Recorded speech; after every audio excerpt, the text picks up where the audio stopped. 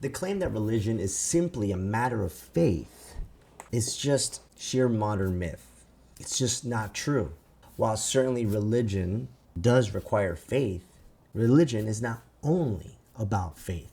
Facts are also central to the religious worldviews, even atheism, because all make exclusive truth claims. And many of these truth claims can be evaluated through scientific and historical investigation. Now, before I get a little further, let me give you some terminology of worldviews. Okay, so there are three worldviews here. We have theism, which is the belief in a personal God, and out of this worldview, you have the three biggest theistic religions, which is Christianity, Islam, and Judaism. And the idea here is that God is outside of creation. He created everything. God created everything. If you take the analogy of a painting and a painter, the painter is God, and the painting is the creation and everything in it. Then you have pantheism. In pantheism, religions would be Hinduism, some Buddhism, and New Age. And the idea is that God is in everything. He's the universe, he's the ground, he's the air that we breathe, he's the trees, he's the stars, he's me, he's you, etc. He's in everything. And if you want to continue with that analogy of the painting, just think about the painting and that there's creation and everything in it, but God is also infused through all that. He is the painting as well, right? God is the painting. And then you have atheism. And of course, atheism is just a belief of no God. And if you want to continue with the same analogy, it's just basically, here's the painting. The painting has always been there. And that's it. It's always been there. No explanation how it got there. It just is.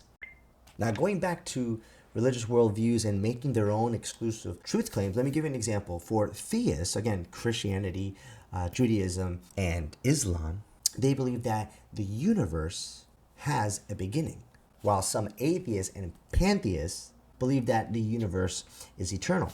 So these two different worldviews make exclusive claims. So which one is right? They both can't be right. It's either the universe had a beginning or it didn't. And when you explore the nature and history of the universe, we can reasonably conclude that one view is right and the other is wrong. Here's another great example. The resurrection of Jesus Christ. Christianity explains that Jesus was resurrected and he rose from the dead, while Muslims say that Jesus never died. Again, they both can't be right. Either Jesus resurrected or that he never died. Only one of these views can be right. And how can we know which one is right? Well, by evaluating each of these truth claims against the historical evidence. And I want you to take notice that religion is not the only one who make these truth claims. Even scientists have something to say about these matters. Both science and religion address these questions. Where did the universe come from? Where did life come from? Do miracles happen? So on and so on. In other words, science and religion are not mutually exclusive categories as some people say. And of course, though, you're going to have religious claims that are not open to scientific or historical investigation. Some of the teachings from these religions you just can't verify at all.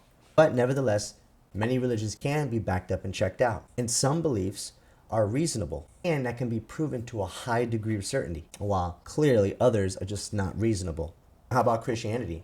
Well, I think Christianity is reasonable. In other words, the empirical, forensic, and philosophical evidence strongly supports conclusions consistent with Christianity as being true beyond reasonable doubt. Now, let me go over just 3 evidences from the book I Don't Have Enough Faith to Be an Atheist by Norman L. Geisler and Frank Turek. And I thought this was super interesting. So check this out. Here's number 1.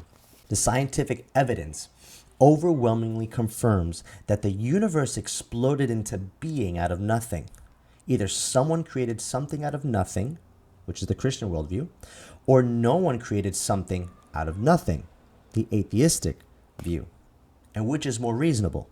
The Christian view, which requires more faith, the atheistic view. Here's number 2.